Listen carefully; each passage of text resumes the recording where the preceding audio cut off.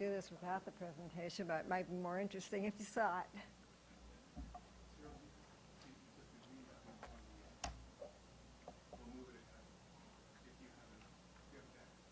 It should be there. Wrong button. Did it? Wrong button. I was pressing the wrong button. Thank you. So today we're going to talk about reinventing the TV diary. Right now, Nielsen measures local market television with 3 different methodologies. The largest markets are measured with local people meters, same technology, same sampling technique as is used for the national sample. Serves very well for measuring the larger markets and provides data 365 days a year. The next group of markets are measured with a combination of meters and diaries. The diaries provide who is watching, and the meters provide what is being watched, and the meters are used to adjust the diary information. The third way, and the way most markets and the smaller markets are measured, is by use of a diary. You know, diaries worked really well in a different environment. When life was simpler, there were fewer choices in terms of what you watched, and people seemed to watch together, and they were very cooperative, but that life is gone. And today, it's much more difficult to get people to keep a diary, especially younger people.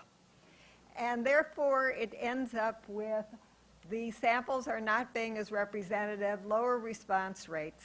And it's a problem because these smaller markets really can't afford the metered measurement that is available in larger markets. And so it's a dilemma, and Nielsen has been working on solving that dilemma. CIMM formed an innovation committee to help work with Nielsen to analyze, to plan, and to evaluate their progress. And so that led to working with Nielsen in terms of their new Whatcha Watchin diary.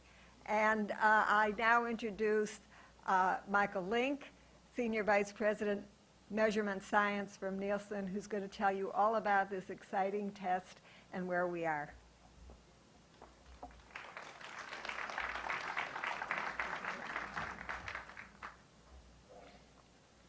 Thank you very much, Ceril.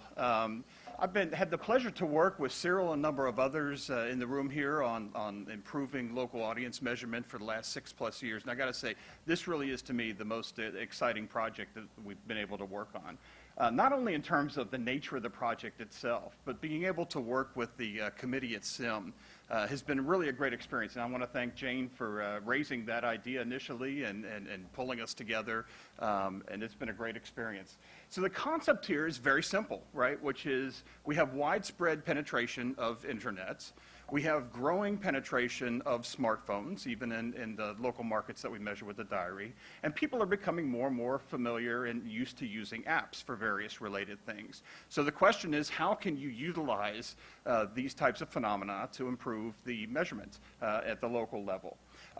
The term "Whatcha Watchin" comes from my grandmother, who years ago used to always walk into the TV room, as we called it back then, and said, "Hey, what you watching?" Which is far better than my friend Paul Mears's, the way he labels some of his meters. But anyway, the "Whatcha Watchin" approach has one key philosophy behind it that we think was very important, which was if you're going to have folks utilize technology, rather than just giving them some artificial piece of equipment and having them carry it around, we need to really look and understand how they're using technology throughout the day.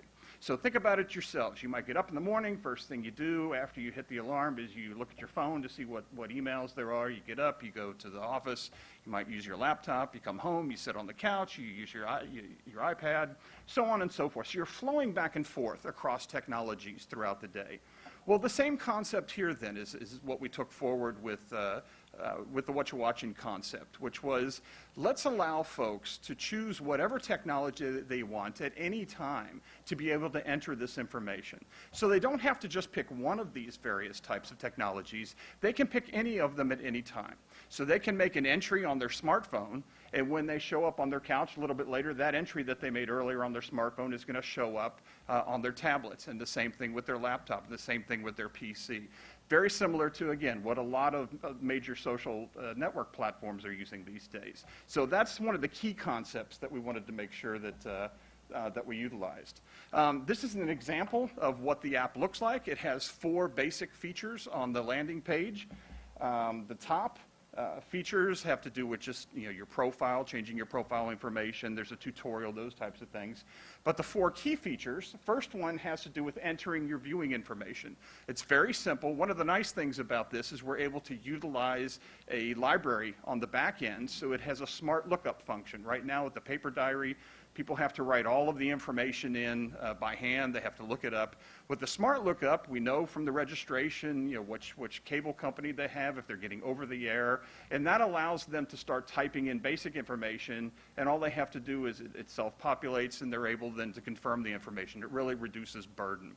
The second feature on the right-hand side allows them to go back and check their entries, because we know, unfortunately, not everyone is recording all of their entries at the time of viewing as much as we would like. So this allows them to go back, and what it looks like is very similar to your Outlook calendar. It's going to show you the entries you made, and it'll show you the gaps. So there's a nice visual cue for folks to know, oh yeah, I watched a movie last night from 8 to 10 o'clock. They can go back in right there and fill in that entry. So 2 basic ways that people can go back and forth and enter information.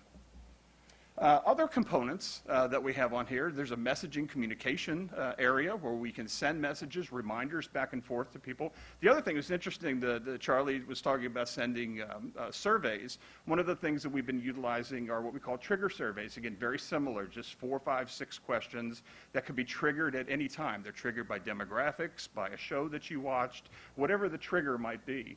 And we send those surveys out to individuals, and you can capture the information in real time. And last but not least, it has a feature, we've been utilizing gamification types of techniques. And here with this particular version, we're using virtual badges. Gamification, obviously very big in business. We're trying to see if you can take some of those concepts and apply them to measurements to help engage people, kind of keep them interested in the app and the whole process. So where we're at right now, we are in the middle of conducting a pilot. We're doing this in 2 markets, Birmingham and Dallas, to be able to compare both to a diary-only market as well as compare to a metered market, so we can validate the results. We're targeting 400 completed households at the end of the day, and this is while the approach is individual, one of the challenges here is because smartphones tend to be individual devices. The challenge for us here when utilizing this was the TV measurement right now is a set-based diary, and we're trying to get household level information. So we've done a number of things with the app, allowing people to tag each other if they're watching shows together within a particular room, and we're using algorithms behind the scenes then to be able to build that up then to a set and to a household level information. We are using address-based sampling, which is a random sample approach that's used in the diary today as opposed to an opt-in approach. So it is a probability-based sample. And a number of other things. We have an English and a Spanish version. We're also experimenting with e-incentives. So while there is a little bit of cash up front to get in the door, we're utilizing electronic incentives rather than sending cash incentives throughout the process. As you can see right now, here's the basic timeline. We are in the midst of recruitment. We have recruited those households up front that in the address-based sample world are known as unmatched cases. They have an address but no identifiable telephone number. We're now calling individuals where we do have telephone numbers. We're going to be sending out packets the beginning of May, and we're going to be collecting data for a 2-week period as opposed to the typical diary 1-week period. And just to wrap this up, again, I want to really thank Jane. I want to thank the CIMM committee, because this has been a great experience, being able to pull together the expertise of the folks on CIMM along with the Nielsen team to be able to develop something from the very beginning as opposed to us developing something and then just sharing results at a client meeting. So it's been a very collaborative effort from the start, both in terms of the design all the way through the details of the app, and in the analysis. It's been a great experience. And not only that, but it's not just addressing a particular research niche right now.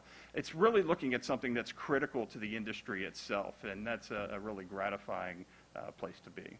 So with that, I want to thank you very much, and we'll be around to answer any questions at the cocktail hour. Thank you.